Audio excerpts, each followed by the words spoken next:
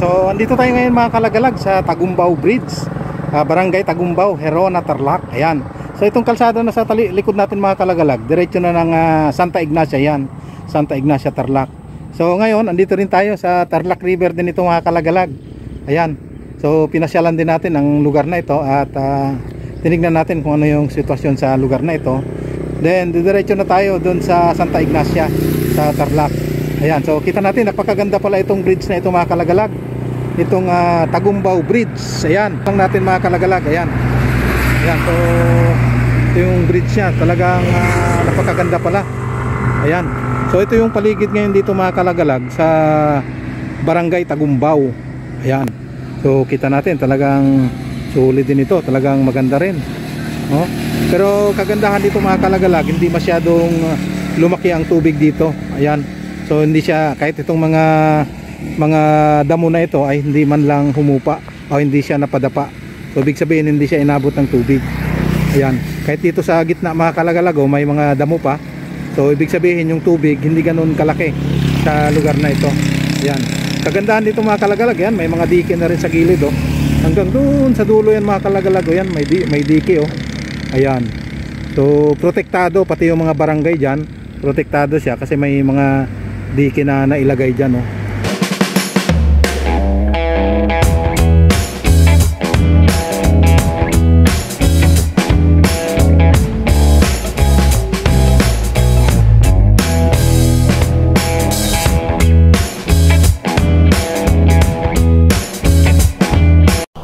Isang mapagpalang araw po sa ating lahat. Ito ang RC Lagalag TV.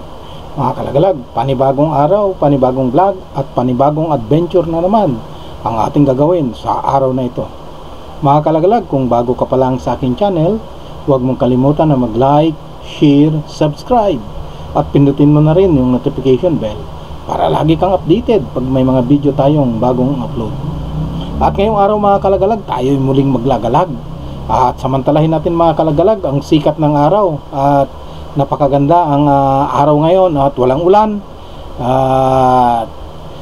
linggo tayong inulan at ngayon sumikat na si arihing araw. At pagsamantalahan natin itong mga kalagalag at tayo'y mamamasyal at puntahan natin mga kalagalag itong Herona, Tarlac. Then paikot tayo papuntang Santa Ignacia. Ayan, so ito yung ating i-content ngayon. So daanan na rin tuloy natin yung Tagumbao Bridge dyan, na kung saan talagang napakaganda yung bridge na yan. Silipin tuloy natin yung Tarlac River dyan, kung ano yung nangyari dyan nung panahon ng bagyo na dumaan sa atin, na sunod-sunod na bagyo. At kumustahin natin kung sila ba ay nasalanta o hindi, para makita rin ang mga subscribers natin. Baka may mga subscribers tayo na tiga sa ibang bansa o makita nila yung sitwasyon ng kanilang mga kaanak dyan sa Herona, Tarlac. Ayan. Kaya huwag kayong bibitiw mga kalagalag. Samahan nyo lang ako sa aking paglagalag habang mainit ang panahon. Ayan, samantalahin natin. Kaya huwag kayong bibitiw. Sama lang kayo mga kalagalag. Let's go!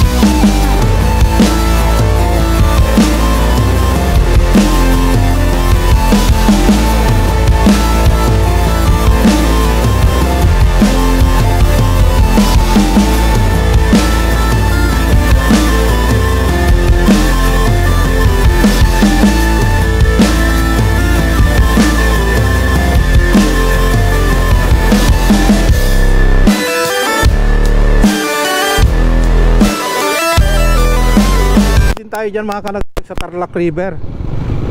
Yan, papunta dun sa Santa Ignacia.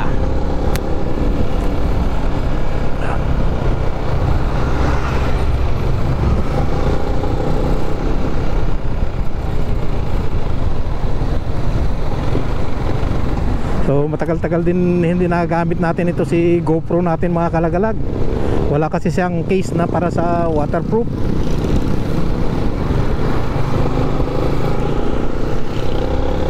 At ngayon lang natin muli nagamit.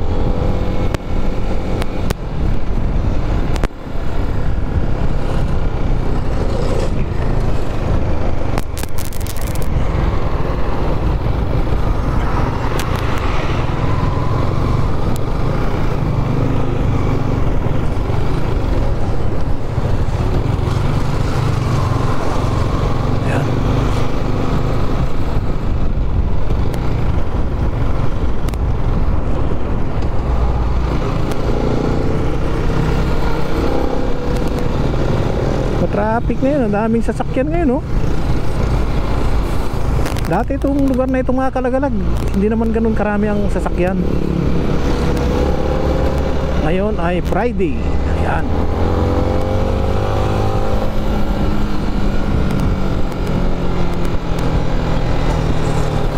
Ayan.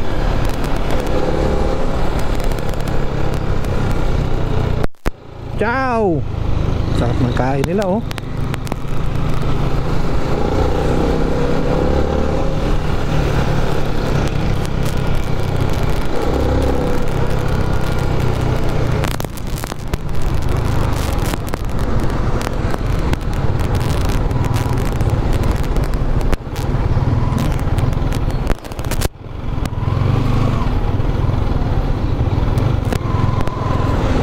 So halos andito na tayo sa sentro mga Kalagalag ng bayan ng Gerona.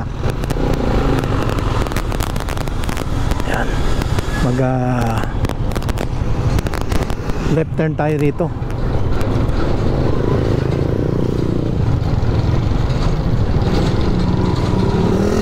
At pagka diretsuhin natin yan, yan ay papunta sa Paniki, Tarlac.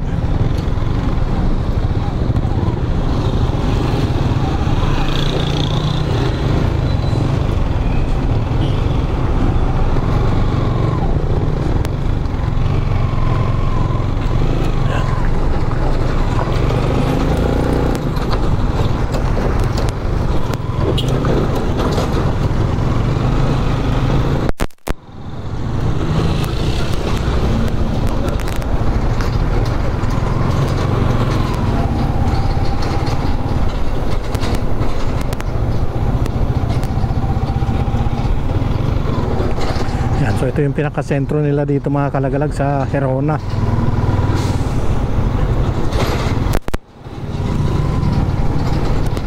May mga lumang bahay pa rin dito. Siguro panahon pa ni Rizal yung mga style na bahay na ganyan. Yung lugar sa portion dito mga Kalagalag, dito sa Gerona, itong lugar na ito, medyo mababa ito, mababa rin ito. So isa rin ito sa naaabot ng baha dati. Pagka yung lalo na yung nakarang undoy mga Kalagalag, na talagang napaka lakas ng ulan, no, na tuloy-tuloy. So maraming lugar dito sa Tarlac na talagang lumubog nun, dito sa malapit sa mga ilog. At dati kasi yung mga ilog na yan, wala pa masyadong hindi pa nila nalalagyan ng mga dike sa gilid. Pero ngayon may mga dike na siya, naka-recrap na siya, kaya hindi na nakatawid yung tubig pagka nagkakaroon ng baha. So tuloy-tuloy na papunta ron hanggang sa dulo, hanggang sa karagatan na yan, diretso na yan.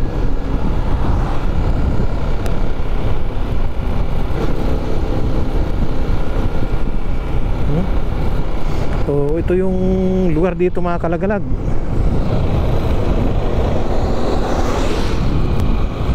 Ayan. Marami nakuha silang buhangin, oh. So ang daming pera niyan.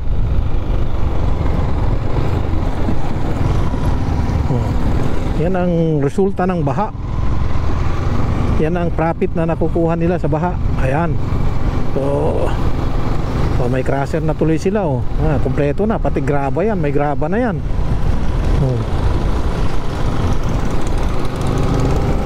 Galing, nahihiwalay na yung bato. Yung bato sa buhangin, ayan.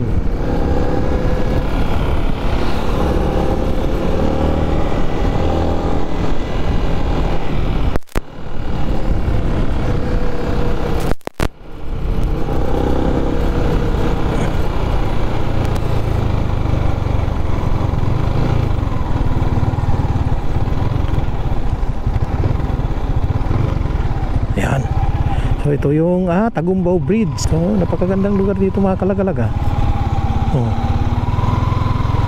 Ayan Tapos Tagumbao Bridge. Ang ganda ng bridge na ito.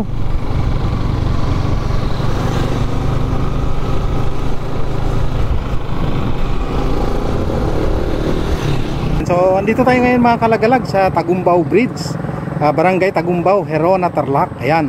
So itong kalsada na sa likod natin mga kalagalag, diretso na ng Santa Ignacia yan. Santa Ignacia, Tarlac. So ngayon andito rin tayo sa Tarlac River din ito mga kalagalag. Ayan. So pinasyalan din natin ang lugar na ito at tinignan natin kung ano yung sitwasyon sa lugar na ito. Then diretso na tayo doon sa Santa Ignacia sa Tarlac. Ayan, so kita natin napakaganda pala itong bridge na ito mga kalagalag. Itong Tagumbao Bridge. Ayan, lang natin mga kalagalag. Ayan. Ayan, so ito yung bridge niya. Talagang napakaganda pala. Ayan. So ito yung paligid ngayon dito mga kalagalag sa Barangay Tagumbao. Ayan. So kita natin talagang sulit din ito. Talagang maganda rin. Oh. Pero kagandahan dito mga kalagalag, hindi masyadong lumaki ang tubig dito. Ayan. So hindi siya, kahit itong mga damo na ito ay hindi man lang humupa o hindi siya napadapa. So ibig sabihin hindi siya inabot ng tubig. Ayan. Kahit dito sa gitna mga kalagalag may mga damo pa. So ibig sabihin yung tubig hindi ganoon kalaki sa lugar na ito. Ayan. Kagandahan dito mga kalagalag, yan, may mga dike na rin sa gilid hanggang doon sa dulo yan mga kalagalag. Yan, may dike Ayan. So protektado pati yung mga barangay diyan. Protektado siya kasi may mga dike na nailagay diyan Ayan. So ito yung lugar dito ngayon mga kalagalag. Then next na pupuntahan natin is pupunta tayo sa Santa Ignacia. So ikutan natin ang lugar na ito hanggang dun sa may likuran ko. Dun tayo dadaan at titignan natin yung sitwasyon dito sa lugar na ito. Kaya huwag kayong bibitiw mga kalagalag. Sasamahan nyo lang ako hanggang sa uli. Ayan. So let's go.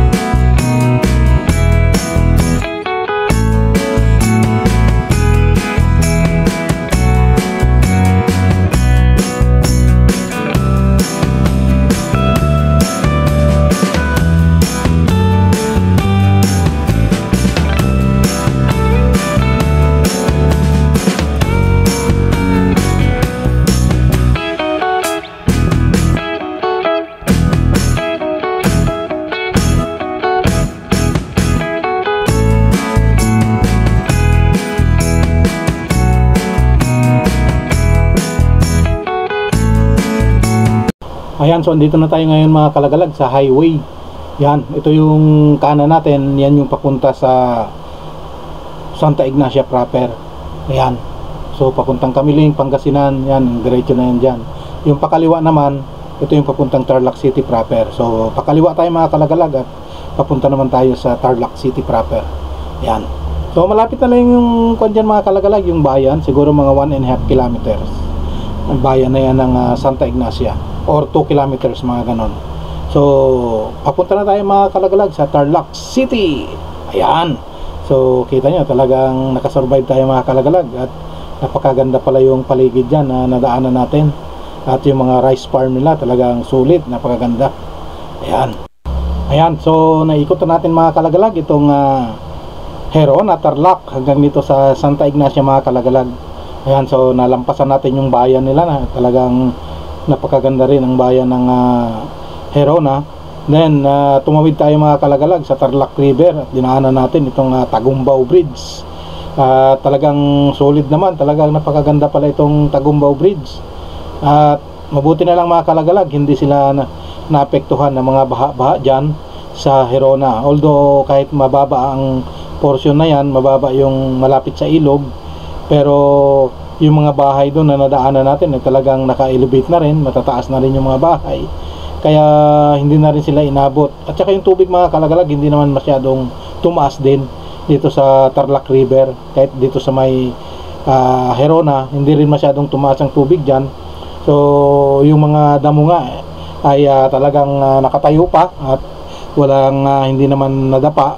Ibig sabihin lang yun, ang tubig ay hindi ganun kataas, kaya safe yung mga tao dyan, walang napinsala at mabuti naman at ganun lang. Ayan, so dito na natin putulin mga kalagalag itong ating pag-vlog. At muli ako'y nagpapasalamat doon sa mga nag-like, nag-share, nag-subscribe sa aking channel. Maraming salamat sa inyo, sa inyong walang sawang suporta. God bless at ingat po tayong lahat. Salamat po.